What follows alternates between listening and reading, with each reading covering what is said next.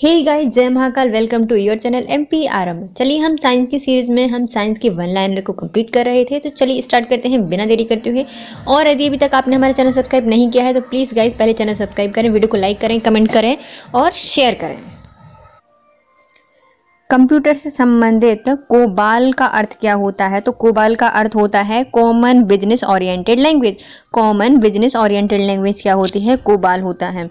Gas विश्रण का नियम किसने दिया था? तो गैस का विश्रण का जो नियम है वो ग्राहम के द्वारा दिया गया था। ग्राहम ने दिया था गैस विश्रण का नियम। खाने के सोडे का रासायनिक नाम क्या है? तो खाने के सोडे का रासायनिक नाम है sodium by carbonate. 1 ms into √2 कितनी धारा के बराबर होता है? तो ये धारा के अधिकतम मान 1 के बराबर होता है। 1 ms इंटू √2 कितनी धारा के बराबर होता है? तो अधिकतम मान 1 के बराबर होता है।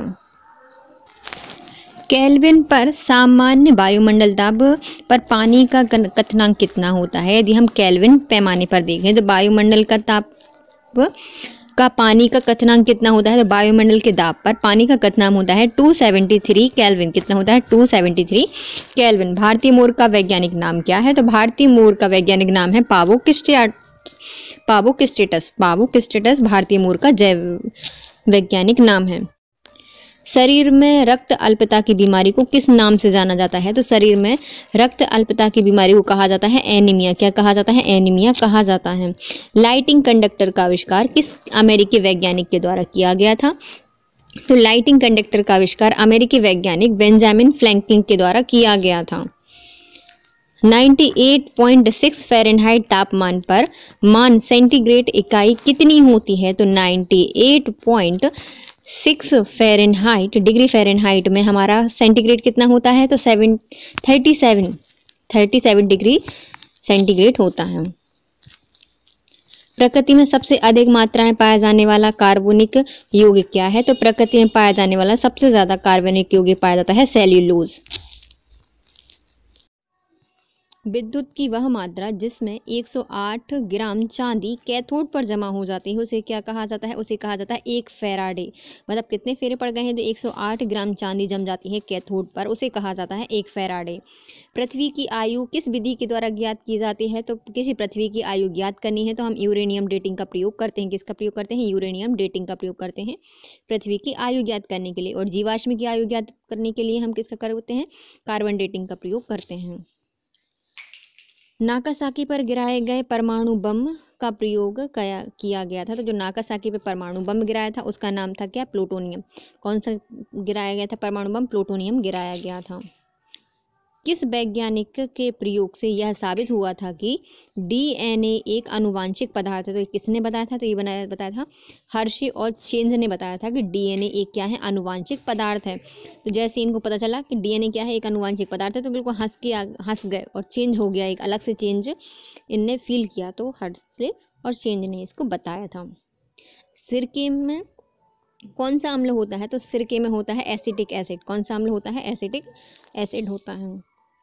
हेमेटाइट खनिज में कौन सी धातु पाई जाती है? तो हेमेटाइट हमें कौन सी धातु मिलती है? लोहा मिलता है। हेमेटाइट से क्या मिलता है? लोहा मिलता है।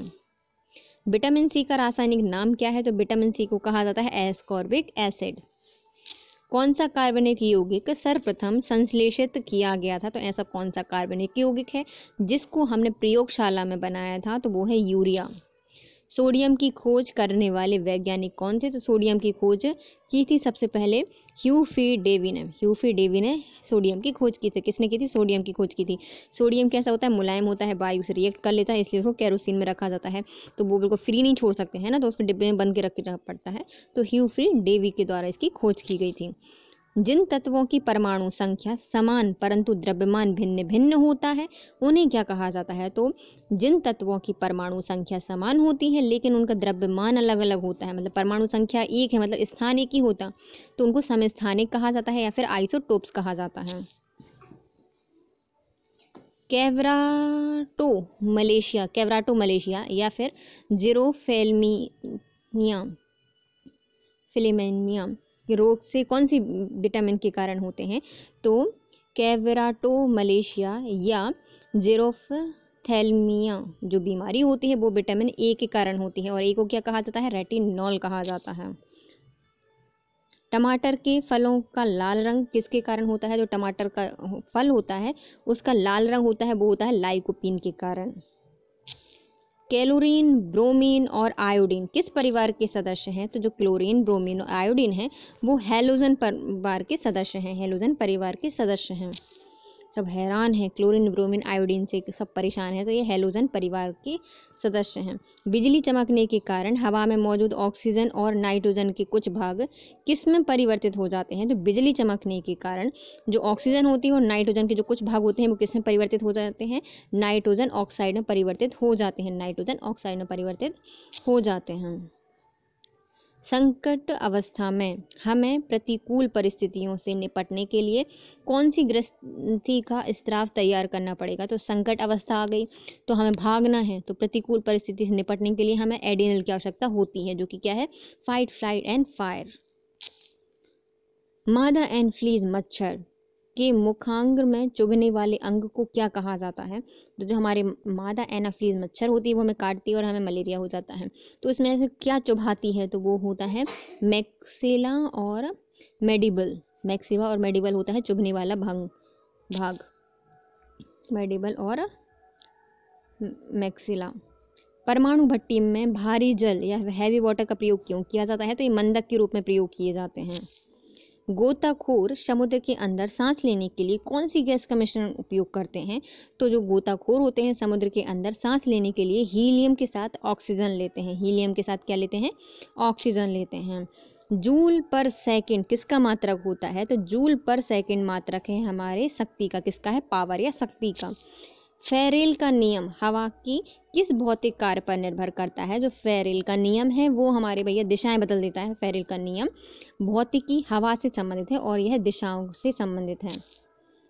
फोबोस और डोमोस, फोबोस और जो डीमोस है वह किस उपग्रह हैं? किस ग्रह के? तो मंगल के 2 ग्रह हैं, फोमोस और डीमोस।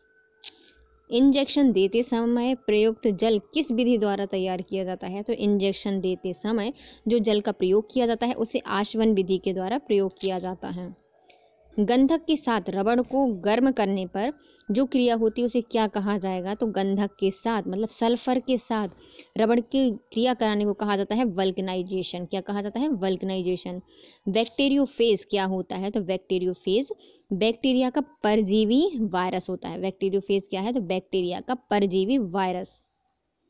रेडियो एक्टिवता में बीटा किरणें क्या होती हैं? तो रेडियो एक्टिवता में जो बीटा रे होती हैं वो होती हैं ऋणावेशित। कैसी होती हैं? ऋणावेशित होती हैं।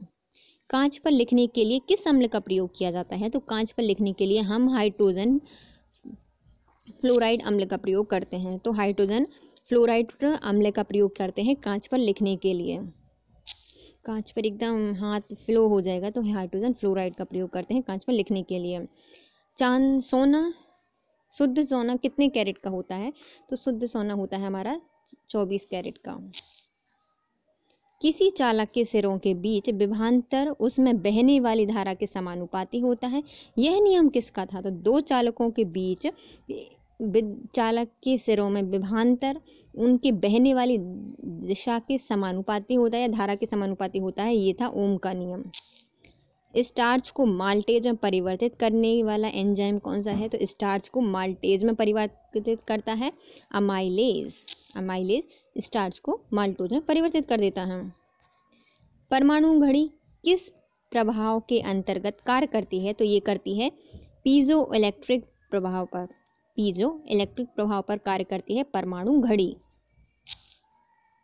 प्रत्येक पदार्थ में उसके द्रव्यमान के कारण ऊर्जा भी होती है। यह सिद्धांत किस वैज्ञानिक ने प्रतिपादित किया था? तो किसी पदार्थ में उसके द्रव्यमान के कारण उसमें कुछ ऊर्जा उत्पन्न होती है और कुछ ऊर्जा होती है, वो कहा था आइंस्टीन के द्वारा। आग लगने वाला नापाम बम जो कि आग लगाता है, आग उत्पन्न करने के लिए इसमें मुख्य पदार्थ किसका प्रयोग किया जाता है? तो इसमें होता है नेफ्थेनेट पामीट्रेट। नेफ्थेनेट पामीट्रेट भैया, एक नेट लगाई जाती है नेफ्थेनेट पामीट्रेट जो कि उसको पेनिट्रेट करती है, तो पामीट्रेट।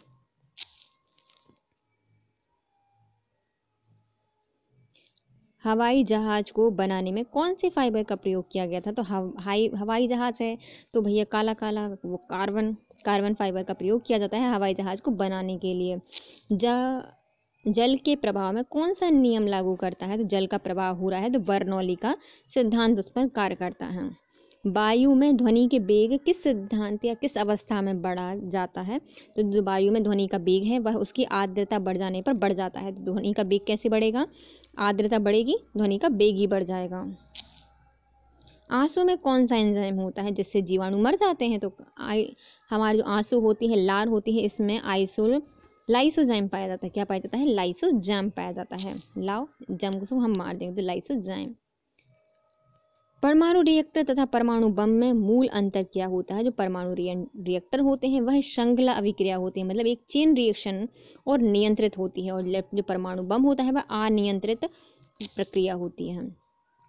किसी वस्तु का वेग यदि हम दुगना कर देते हैं तो उसकी गतिज ऊर्जा कैसे हो जाएगी? तो उसकी गतिज ऊर्जा हो जाती है 4 गुना, क्योंकि इसका फॉर्मूला होता है K =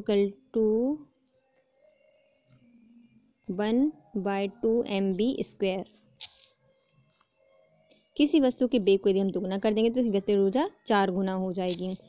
किसी की कमी के कारण बर्फ पर चलना कठिन होता है। तो बर्फ जो होती है उस पर घर्षण की कमी होती है, इस पर हम बर्फ पर नहीं चल सकते। तो बर्फ पर चलने में कठिनाई होती है हमें घर्षण के कारण, घर्षण की कमी के कारण। झील में फंसे हुए पत्थर के डूबने पर अपेक्ष बल का क्या होता है? तो झील में फेंके हुए पत्थर के डूबने पर अपक्षेप बल जो होता है उसका क्या होता है? वह नियत रहता है। अपक्षेप बल हमेशा नियत रहता है। बिजली के बल्ब में फिलामेंट से कांच तक ऊष्मा किस विधि से संचारित होती है? तो जो हमारा विद्युत का बल्ब है उसमें एक फिलामेंट होता है जो कि जलता है, उससे ऊष्मा कांच तक पहुंचने के लिए उसको क्या कहा जाता है? विकिरण कहा जाता है। उसकी किरणें चारों तरफ फैल जाती हैं तो उसकी कहा जाता है विकिरण। अगर वायुमंडल ना हो तो दिन की लंबाई पर क्या प्रभाव पड़ेगा? यदि वायुमंडल ही ना हो तो हमारी दिन की लंबाई कम हो जाएगी। किसके कारण खुले में रखा दूध कुछ देर बाद खट्टा हो जाता है? तो यह है लैक्टिक अम्ल के कारण हमारा दूध खट्टा हो जाता है। अभ्रक या फिर माइका ऊष्मा और विद्युत के क्रमशः क्या होते हैं? जो हमारा अभ्रक होता है वह ऊष्मा का तो सुचालक होता है, मतलब ऊष्मा को जाने देता है, लेकिन विद्युत को नहीं जाने देता। जब दो हल्के नाभिक मिलकर भारी नाभिक की रचना करते हैं तो यह क्रिया क्या कहलाती है? तो दो हल्के नाभिक एक भारी नाभिक बनाते हैं या फिर भारी तत्व बनाते हैं तो इसे कहा जाता है नाभिकीय संलयन। पृथ्वी के पलायन वेग का मान कितना होता है? तो पृथ्वी का पलायन वेग होता है 11.2 किलोमीटर पर सेकेंड। मतलब इसमें कोई ऐसी वस्तु जो कि पृथ्वी से इतनी स्पीड से फेंकी जाए, मतलब 11.2 किलोमीटर पर सेकेंड की स्पीड से फेंकी जाती है तो वह भारत के मतलब पृथ्वी के गुरुत्वाकर्षण बल से बाहर निकल जाती है, उसे कहा जाता है पलायन वेग। अत्यंत निम्न ताप पर भौतिकी के अध्ययन को क्या कहा जाता है? तो बहुत कम ताप पर, बहुत निम्न ताप पर यदि हम भौतिकी का अध्ययन कर रहे हैं तो उसे कहा जाता है क्रायोजेनिक्स। क्या कहा जाता है? क्रायोजेनिक्स। किसी तारे का रंग क्या निर्धारित करता है? तो तारे का रंग निर्धारित करता है तारे का ताप। रासायनिक दृष्टि से भारी जल क्या होते हैं? तो भारी जल होते हैं हमारे deuterium oxide, D2O, deuterium oxide. Helium को छोड़कर सभी अक्रिय गैसों की बाह्य कक्षा में कितने इलेक्ट्रॉन होते हैं? तो हीलियम को छोड़कर जितने भी अक्रिय गैसें होती हैं उनकी बाहरी कक्षा में 8 इलेक्ट्रॉन होते हैं। हीरा और ग्रेफाइट किसके अपर रूप होते हैं? तो हीरा और ग्रेफाइट है हमारे कार्बन के अपर रूप। किस गैस में सड़े अंडे की गंध आती है? तो सड़े अंडे की गंध आती है हमारे हाइड्रोजन सल्फाइड गैस से, हाइड्रोजन सल्फाइड से आती है सड़े अंडे की गंध। न्यूरॉन्स किसकी इकाई का नाप है? तो न्यूरॉन से नापते हैं हमारे, मतलब इकाई किसकी यूनिट होती है न्यूरॉन? तो तंत्रिका तंत्र की इकाई होती है न्यूरॉन। लौंग के तेल का मुख्य घटक क्या होता है जो दांत के दर्द को दूर करने में प्रयुक्त होता है? तो इसे कहा जाता है यूरेनॉल। तो लौंग में क्या होता है? यूरेनॉल होता है जो कि हमारे दांत के दर्द को भगा देता है। आइकोनोलॉजी आइक्रोनोलॉजी के अंतर्गत किस चीज़ का अध्ययन किया जाता है? इस शाखा के अंतर्गत मूर्तियों और प्रतिमाओं का अध्ययन किया जाता है। तो आइक्रोनोलॉजी किस में अध्ययन किया जाता है? मूर्ति और प्रतिमाओं का अध्ययन किया जाता है। आइकन्स हैं वो। आइक्रोनोलॉजी में किसका अध्ययन किया जाता है? मूर्ति और प्रतिमाओं का। जल में प्रकाश का वेग कितना होता है? तो जल में प्रकाश का वेग होता है हमारा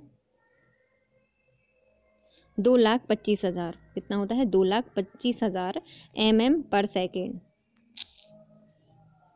एक पारसेक कितने मीटर के बराबर होता है? तो एक पारसेक बराबर होता है 3.09 इंटू 10⁻16 मीटर के बराबर।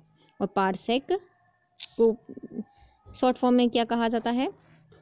पैरालिटिक सेकंड कहा जाता है पारसेक को।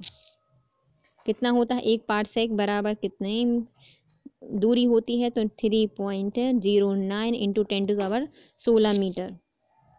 कोशिका का ऊर्जा ग्रह किसे कहा जाता है? तो कोशिका का ऊर्जा ग्रह कहा जाता है हमारे माइटोकॉन्ड्रिया को। लेकिन किसने कहा था? तो ये कहा था सी बेंडा ने। किसने कहा था? सी बेंडा के द्वारा ये कहा गया था। बैक्सेक्टोमी और ट्यूबेक्टोमी का क्या अर्थ होता है? तो बैक्सेक्टोमी और जो ट्यूबेक्टोमी होती है उसमें संतान उत्पत्ति की जो क्षमता होती है उसको रोकने के लिए पुरुषों की नसबंदी को बैक्सेक्टोमी कहा जाता है, और यही नसबंदी महिलाओं में की जाती है तो उसे ट्यूबेक्टोमी कहा जाता है। साबुन घोल में बुलबुले रंगीन प्रतीत होते हैं, तो ये क्या बताता है? तो जब हमारे साबुन के घोल होता है उसमें बुलबुले रंगीन दिखाई देते हैं, तो यह प्रकाश का व्यतिकरण बताता है। क्या बताता है? व्यतिकरण। विटामिन ए का संग्रह किस अंग में होता है? तो हमारे जो विटामिन ए होता है हम उसको कहाँ स्टोर करके रखते हैं? लिवर में स्टोर करके रखते हैं। यदि हवा में ऑक्सीजन की सामान्य मात्रा के साथ साथ कार्बन मोनोऑक्साइड भी होता है तो मनुष्य दम घटने से मर जाता है। ऐसा क्यों होता है? क्योंकि जो हीमोग्लोबिन होता है वो ऑक्सीजन की बजाय कार्बन मोनोऑक्साइड से अधिक तत्पर होता है संयोग करने के लिए, तो वो जल्दी से जोड़ता है कार्बन मोनोऑक्साइड से और मनुष्य को मार देता है। जीवाणु को किन कारणों से एक पादप माना जाता है? जो जीवाणु होता है वो क्यों हम उसको पादप की श्रेणी में रखते हैं? क्योंकि उसकी भी कोशिका भित्ति होती है। क्योंकि दोनों के पास कोशिका भित्ति होती है इसलिए हम उसको क्या मानते हैं? पादप मानते हैं। मधुमक्खी की भाषा का अनुवाद करने के वाले पहले वैज्ञानिक कौन थे जिनको नोबेल पुरस्कार से सम्मानित किया गया है? तो ये थे भैया कार्ल वान फिंच। इन्होंने मधुमक्खी की भाषा का अनुवाद किया था और इनको नोबेल पुरस्कार से सम्मानित किया गया था। क्या नाम है इनका? कार्ल वान फिंच।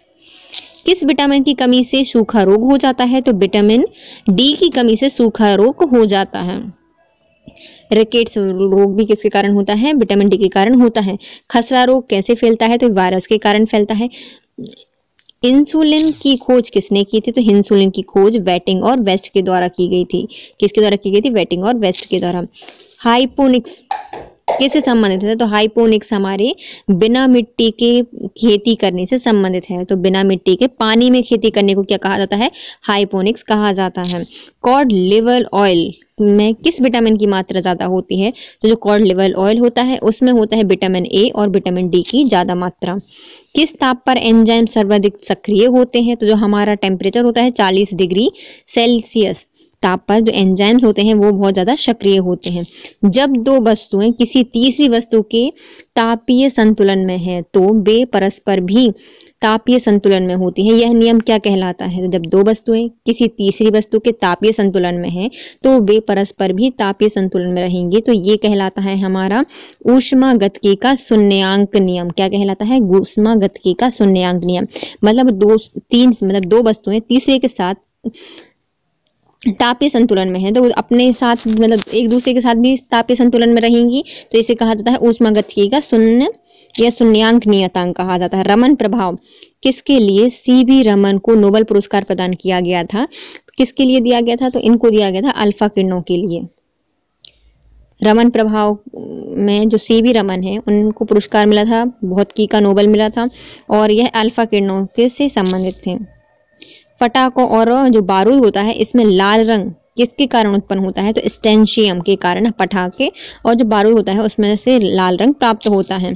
जेट इंजन की कार्यप्रणाली किस भौतिकी राशि के सिद्धांत पर कार्य करती है? तो जेट इंजन होता है यह संवेग संरक्षण के सिद्धांत पर कार्य करता है।